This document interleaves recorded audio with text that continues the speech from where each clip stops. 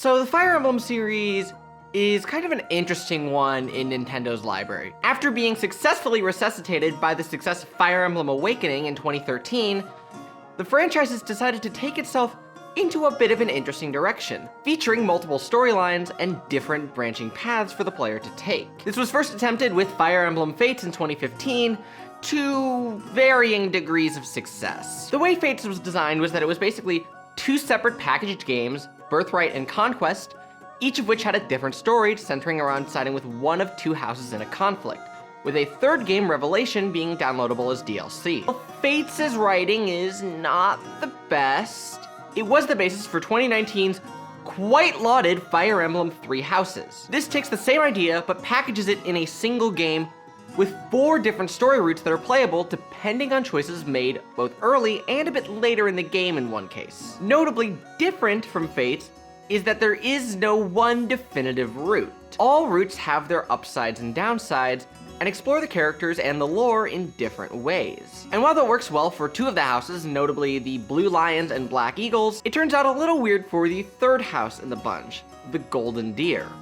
And that's what I want to talk about today. I want to explain how the 2022 spin-off, Fire Emblem Warriors 3 Hopes, uses the character of Claude and the Golden Deer better than Fire Emblem Three Houses really did. And before you start, yes, I know that there's a bit of controversy regarding Claude's depiction in this game, and I will sort of touch on that, but I'm talking more about how he's utilized in general, not necessarily how well Three Hopes is written. So if you can hear me out, I promise I'm going somewhere with this. Okay, so let's probably start in the obvious place. What are the problems with the Golden Deer in Three Houses? Particularly, what is the problem with Part 2, Verdant Wind? To clarify, Verdant Wind is probably one of the better routes in the game. It is arguably the best route if you're only going to play the game once, as it gives you the most complete picture of the story and lore. However, it suffers from probably one of the biggest issues with Part 2 of Three Houses, and that is the amount of reused content. Of the 4 playable Part 2 routes, Crimson Flower, that is the one where you play with Edelgard, is the most unique, but also the shortest and most incomplete in a lot of ways. The remaining 3 routes, however, share about half of their maps, with 2 of them, that being Silver Snow and Verdant Wind, sharing almost all of them. And that is apparent in a lot of ways when you play through Verdant Wind. For example, the characters using the Crest of Flames instead of the symbol of the Leicester Alliance doesn't make a whole lot of sense unless you consider the fact that it's borrowing content from Silver Snow, where they also use that particular banner. It also explains why Claude is conspicuously absent from a lot of the game's animated cutscenes, because they were designed for a route where he wasn't there.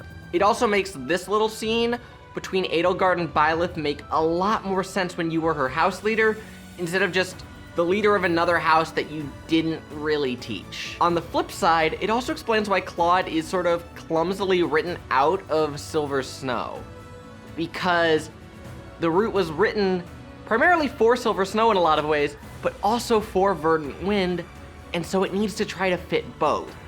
And that results in having to basically have the character both be able to be there and not be there and have it make sense. Beyond that, when it comes to Part 2 in pretty much all the routes, the 3-way war between the 3 houses never truly happens. This is probably shown best during Chapter 17 of Azure Moon and Verdant Wind, The Blood of the Eagle and Lion, which is a rehash of an earlier chapter in Part 1, where the 3 houses all fight each other. However, within the context of both stories, it doesn't make that much sense. Both factions more or less oppose only Edelgard at this point, as she invaded both of their territories. In Verdant Wind, they basically have to force it by making Dimitri crazy and not willing to engage or even speak to the Leicester Alliance. His character is also just not well handled here.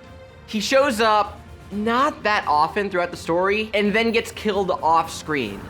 Like, no cutscene, no static image, just a character dropping that he died in battle. Contrast that with Azure Moon, where shortly after the events of that chapter, we see Dimitri literally go to help Claude in the lesser capital of Deirdre. Furthermore, in Crimson Flower, Edelgard literally goes forward to conquer the Alliance before moving on to the kingdom and taking down the church. So it's literally just Verdant Wind and Silver Snow that have this problem with not really showcasing the three lords in any real capacity. So ultimately, again, the biggest problem is that this tries to write a story that works both with and without Claude, which leads to Byleth basically being the dominant character in a route that's supposed to feature Claude. So let's move on to the more important question. How does Golden Widlfire improve upon this particular aspect? First off, the idea of this being a three-way war between three different nations is much more realized here than it ever was in Three Houses.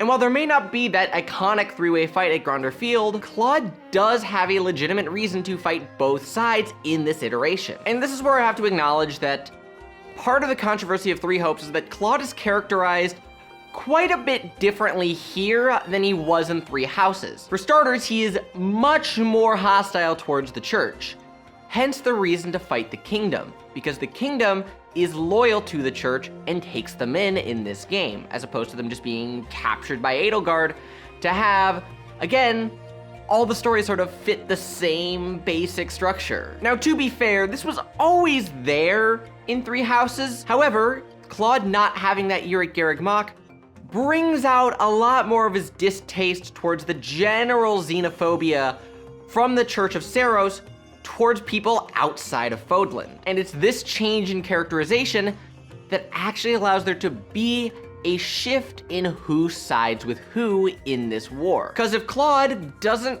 particularly like or care for the church, why does he side with them over Edelgard, who is trying to get rid of the church? This in turn helps realize Dimitri's character a little bit more and gives him far more screen time, as opposed to just having him show up in one cutscene and then kill him off screen. Because, again, that was such a poor way to handle the character, especially with how much screen time Claude got in Azure Moon. It also helps bring the neighboring kingdom of Almyra, which is consequently where Claude is from originally, into the fray a bit more than just having them show up to help you out in one map in the whole game. But also, this adds an additional dimension to Claude's character, as we see him go head-to-head, that's not the phrase, as we see him go toe-to-toe with his own brother, or half-brother, I guess, Prince Shahid, which is completely absent from Three Houses. This is all original to Three Hopes. Beyond that, not having to conform to the structure of Silver Snow allows Verdant Wind to have the Almyrans be more present throughout the entire story. Nadir actually lends more of a hand in this game and is vital to certain things that happen that in Verdant Wind couldn't be that way because they need to be done where just Byleth and Seteth figure the stuff out by themselves. And while overall, maybe not the best Fire Emblem writing, especially towards the end of the game, this still is a story that centers around Claude far more and actually needs him present for any of the events to actually happen. This isn't to say that I don't like Three Houses, because I absolutely love it. Like, clearly I like Three Houses, I like Claude, I like the Golden Deer. I just think it maybe could have been a little better had they not had as many routes. Honestly, maybe the way to do it is to just not have the church route and sort of lump some of that stuff into a proper Black Eagles route that has animated cutscenes. But with that, I think I've basically covered everything I wanted to say.